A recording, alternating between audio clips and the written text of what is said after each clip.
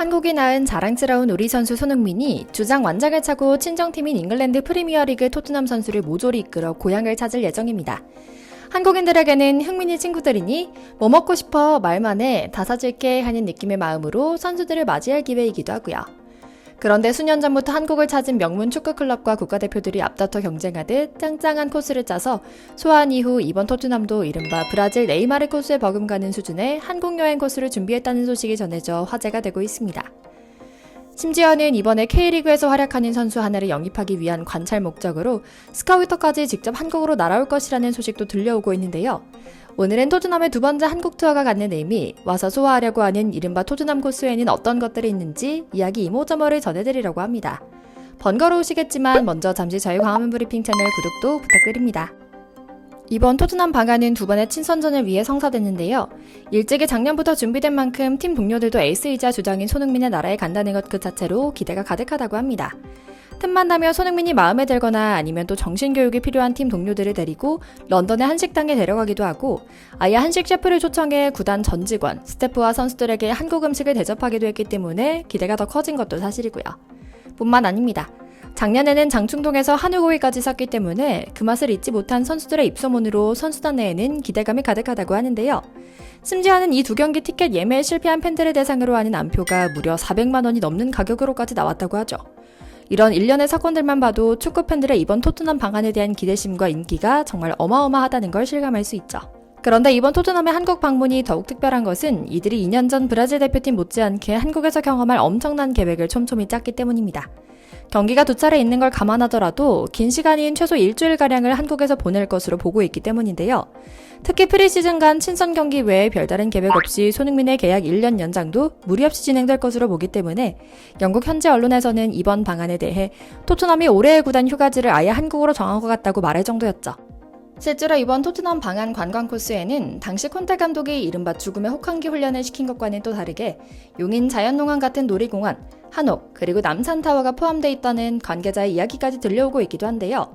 특히 호주 출신으로 일찍이 한국, 일본 등 아시아 문화에 대해 익숙하고 자주 찾기도 했던 포스트코글로 감독이 지휘봉을 잡은 지 2년이 다 되어가는 지금 일종의 팬서비스로 한국을 찾는 만큼 당연히 선수들이 한국을 찾았을 때는 분명 한식을 즐기는 모습을 다채롭고 찐하게 볼 수 있을 것 같죠.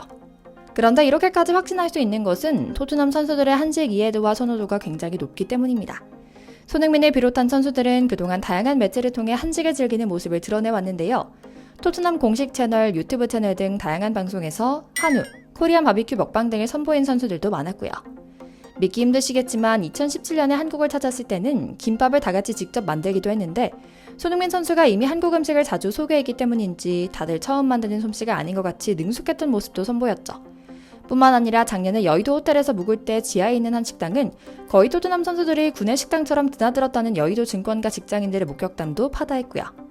아마도 손흥민을 통해 조금씩 더 잘 알고 더 좋아하게 된 한국과 한국 팬을 존중하고 좋아하는 마음이 담겼기 때문이었겠죠. 실제로 이번 방한 코스에도 집과 숯불고깃집이 포함되었다는 이야기가 이번 경기의 주최 측에서부터 흘러나오고 있다고 하는데요. 이번에도 숙소로 예정된 호텔 근처의 고깃집 두 군데가 유력한 후보인데 아마 그 중에 한 곳을 가지 않을까 싶습니다. 올해도 분명 상추나 쌈장 같은 쌈 문화에도 익숙한 우리 토트넘 선수들은 아마 제대로 즐기고 갈 것 같습니다. 아무래도 프리시즌 식단 관리로 소맥까지는 힘들겠지만 숯불구이 고기를 구우며 한국에서만 맛볼 수 있는 칠성 사이다로 건배까지는 할 것 같지만 말이죠. 일각에서는 두 경기 모두 승리하면 포스트코글로 감독이 선수들에게 소맥을 허락할 것 같다는 이야기도 들려오고요. 다 같이 들려앉아 고기를 구워 먹는 것은 동서양을 막론하고 모두의 입맛에도 맞고 정을 나눌 수 있는 멋진 일인 것 같죠. 그런데 이게 다가 아니었습니다. 초특급 소식도 같이 전해지고 있거든요. 이번 토트넘 방한단 비행기에 구단 스카우터가 함께 탑승한 것이 사진으로 포착됐던 겁니다.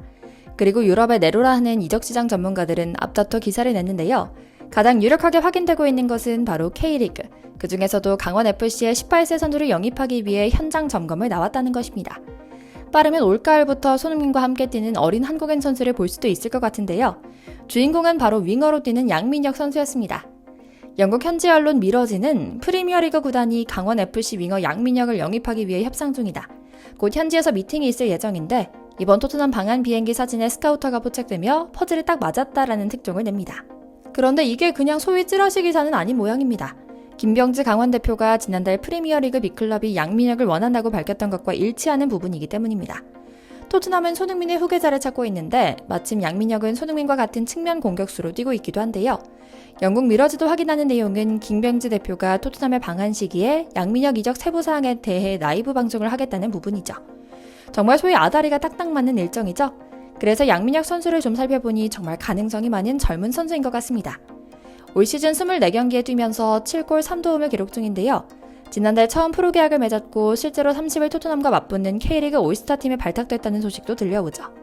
아직 어리게 성인 무대에서도 확실한 결과를 보여줘야 하지만 가능성이 많다는 것만큼은 인정해야 할 부분이죠. 정말 며칠 뒤에 어떤 소식이 들려올지 기대되는 지점이고요. 뿐만 아니라 또 기대되는 관전 포인트가 있습니다. 김민재 선수가 재기를 노리고 있는 바이에른 뮌헨이 신인 감독 뱅상 콤파니 감독과 함께 한국에 와서 토트넘과 경기를 치룰 예정이기 때문입니다.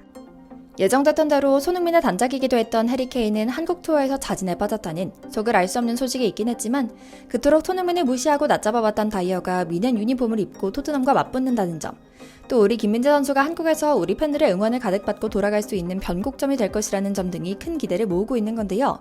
가장 먼저 흥미로운 점인 다이어는 놀랍게도 뮌헨이 이번 한국 투어의 홍보 모델로 발탁됐다는 겁니다. 다이어는 반년 만에 토트넘을 적으로 만나게 된 건데요. 올해 초 겨울 이적 시장을 통해 뮌헨으로 임대 이적했던 다이어는 지난 시즌 막바지 주전으로 올라섰죠.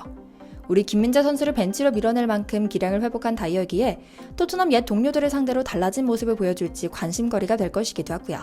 또 정신을 재무장한다는 의미로 머리를 바짝 깎고 감독에게 극찬을 받을 정도로 기량이 회복되고 있는 김민재 선수의 확실한 다리매김의 경기가 될 것이라는 기대감도 낭낭합니다.